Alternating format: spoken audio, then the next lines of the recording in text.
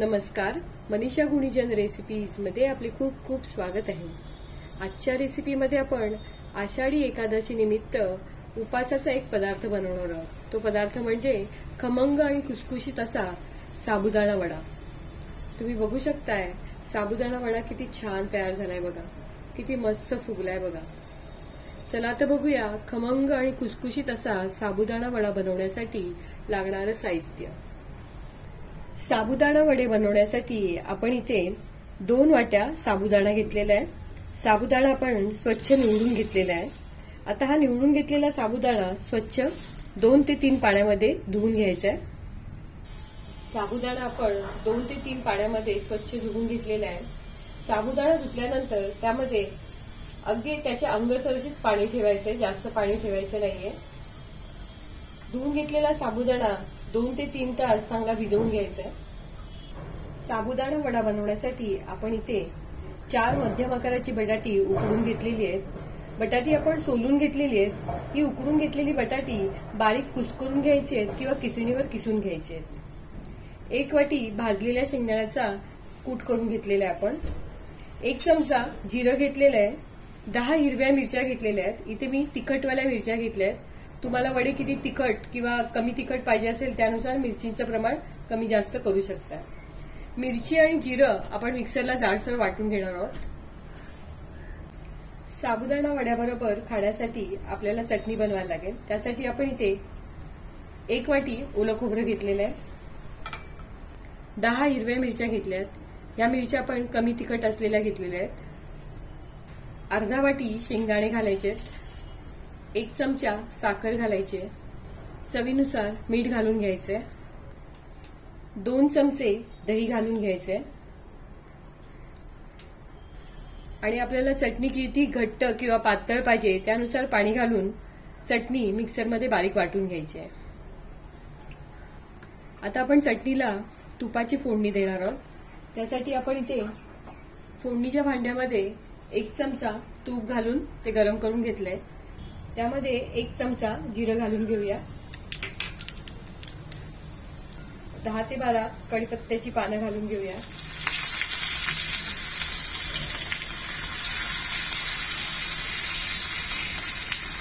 आणि ही जिऱ्याची फोडणी चटणीवर घालून घेऊया।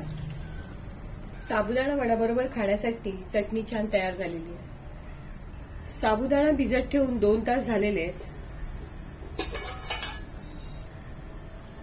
तुम्ही बघू शकताय साबुदाणा मस्त मऊसूद असा भिजलेला आहे। आता हा भिजलेला साबुदाणा परातीमध्ये काढून घेऊया आपण।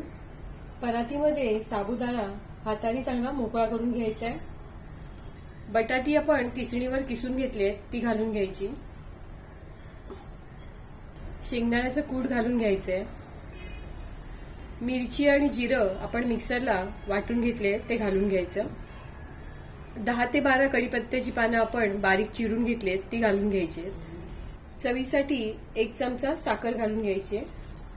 चवीनुसार मीठ घालून घ्यायचंय। साबुदाणा वडा छान खुसखुशीत होण्यासाठी आपण इथे 1 चमचा तूप घालून घेणार आहोत। 1 लिंबाचा रस सुद्धा आपण घालणार आहोत। सर्व साहित्य चांगलं एकजीव करून मळून घ्यायचंय। सर्व साहित्य चांगलं एकजीव करून आपण चांगलं मळून घेतलेलं आहे। आता ह्या मळून घेतलेल्या गोळ्याचे आपल्याला हव्या त्या आकारामध्ये गोळे करून घ्यायचे आणि त्याचे वडे थापून घ्यायचे। हाताला तेल किंवा पाणी लावून घ्यायचे। आपल्याला हव्या त्या आकारामध्ये पिठाचा गोळा करून घ्यायचा आहे आणि तळ हाताने दाब देऊन वड्याचा आकार द्यायचा आहे। वडा जास्त जाड किंवा पातळ असं थापायचा नाही, अशा प्रकारे करून घ्यायचा। तुम्हाला हवे असल्यास तुम्ही गोल वडे सुद्धा बनवू शकताय किंवा केळीच्या पानावर सुद्धा हे वडे थापून घेऊ शकताय। आपण हातावरच हे वडे थापून घेणार आहोत।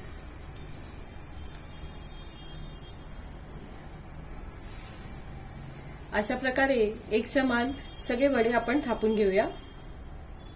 सर्व साबुदाणा वडे आपण थापून घेतलेले आहेत। आपण मध्यम आकाराचे असे वडे थापून घेतलेले आहेत। एकूण आपले 20 वडे तयार झालेले आहेत। अशा प्रकारे हे वडे थापून घेऊन आयत्या वेळेस तुम्ही गरम गरम तळून घेऊ शकता। आता हे थापून घेतलेले वडे आपण तळून घेऊया।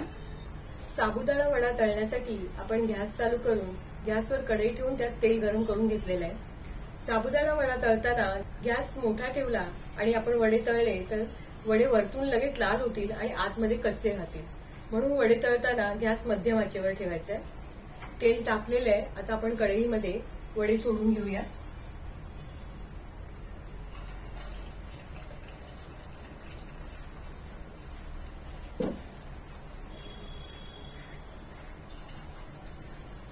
साबुदाणा वडा दोन्ही बाजूनी छान सोनेरी रंग येईपर्यंत तळून घ्यायचा आहे।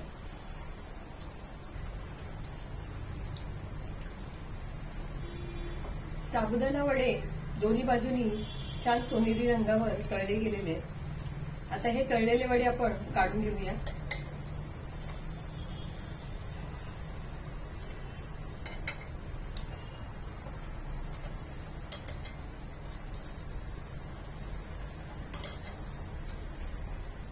तळून घेतलेल्या साबुदाणा वड्यातलं तेल चांगलं निथळून घ्यायचंय।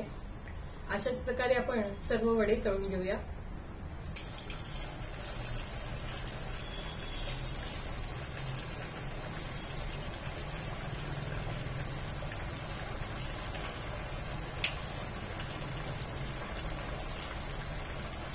थापून घेतलेले सर्व साबुदाणे वडे आपण तळून घेतलेले आहेत आणि आपण ते प्लेटमध्ये सुद्धा काढून घेतलेले आहेत।